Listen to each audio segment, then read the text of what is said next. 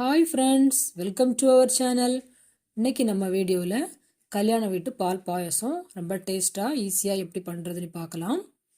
ஒரு கடாயில் ஒரு ஸ்பூன் நெய் சேர்த்துக்கோங்க. நெய் நல்லா மெல்ட் ஆகி வந்ததும் அது கூடவே ஜவ்வரிசி சேர்த்துக்கலாம். ஜவ்வரிசி நமக்கு நல்லா பொரிஞ்சு வர அளவுக்கு வறுத்து எடுத்துக்கணும். அப்போ தான் ஜவ்வரிசி சீக்கிரமாக வெந்து வரும். நமக்கு பாயசமும் ரொம்ப டேஸ்ட்டாக இருக்கும். இந்த மாதிரி நல்லா பொரிஞ்சு வர அளவுக்கு நல்லா வறுத்து எடுத்துக்கலாம். இப்போ நம்ம ஜவ்வரிசி எவ்வளவு எடுத்தோமோ அதே அளவுக்கு சேமியா எடுத்துக்கலாம். சேமியாவை இதோட நல்லா வறுத்து எடுத்துக்கலாம். இப்போ பார்த்தீங்க அப்படின்னா நமக்கு ஓரளவுக்கு நல்லா வறுப்பட்டு வந்துடுச்சு. இந்த மாதிரி கொஞ்சம் கலர் சேஞ்ச் ஆகிற அளவுக்கு நல்லா வறுத்து எடுத்ததுக்கப்புறமா இது கூட நம்ம வேக வைக்கிறதுக்கு தண்ணி சேர்த்துக்கலாம்.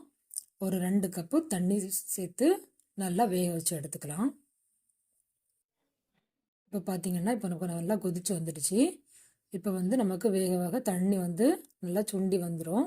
நம்ம அப்பப்போ இதை கிளறி விட்டுக்கிட்டே இருக்கணும், இல்லைன்னா அடி பிடிச்சிக்கும். நமக்கு லைட்டாக அடி பிடிச்சாலும் பாயசத்தோட டேஸ்ட் மாறிடும். ஸோ இதை அப்பப்போ நல்லா கிளறி விட்டு இந்த மாதிரி வேக வச்சு எடுத்துக்கோங்க. இப்போ பார்த்தீங்கன்னா நமக்கு தண்ணியெல்லாம் ஓரளவுக்கு நல்லா சுண்டி வந்துடுச்சு. இப்போ ஜவ்வரிசி சேமியா இது எல்லாமே நமக்கு நல்லா வெந்து வந்துடுச்சு. இந்த ஸ்டேஜில் இது கூட பால் சேர்த்துக்கலாம். இப்போ நான் இதுக்கு ஒரு 1/2 லிட்டர் பால் சேர்த்துருக்குறேன். இப்போ பார்த்தீங்கன்னா பால் நமக்கு நல்லா கொதிச்சு வந்துடுச்சு. இப்போ இந்த ஸ்டேஜில் ஒரு 3 ஏலக்காய், 3 கிராம்பு இது எல்லாத்தையுமே நல்லா தட்டி எடுத்துக்கோங்க. அதோட சாறு இறங்கி வரும்பொழுது பாயசத்தோட டேஸ்ட் ரொம்ப அதிகமாகும். இந்த மாதிரி தட்டி சேர்த்துக்கோங்க, அப்போ தான் நல்லா டேஸ்ட்டாக இருக்கும். இப்போ இதை நம்ம எல்லாத்தையும் ஒரு வாட்டி நல்லா மிக்ஸ் பண்ணி எடுத்துட்டு இதுக்கு தேவையான அளவு இனிப்பு சேர்த்துக்கலாம். இப்போ இனிப்புக்கு நான் 1 கப்பு சர்க்கரை எடுத்துருக்குறேன். இப்போ இதோட சேர்த்து நல்லா நம்ம கலந்து விட்டுக்கலாம். பார்த்தீங்க அப்படின்னா இதை மாதிரி நல்லா கலந்து விட்டுக்கோங்க. இப்போ இது நிறைய நேரம் போடணும்னு தேவையில்லை. ஒரு கொதி வந்ததும் நமக்கு பாயசம் சூப்பராக ரெடி ஆயிரும். பாருங்கள், இப்போ நமக்கு எல்லாமே அழகாக ரெடி ஆகிடுச்சு. இப்போ ஃபைனலாக நம்ம முந்திரி வறுத்து ஊற்றிக்கலாம்.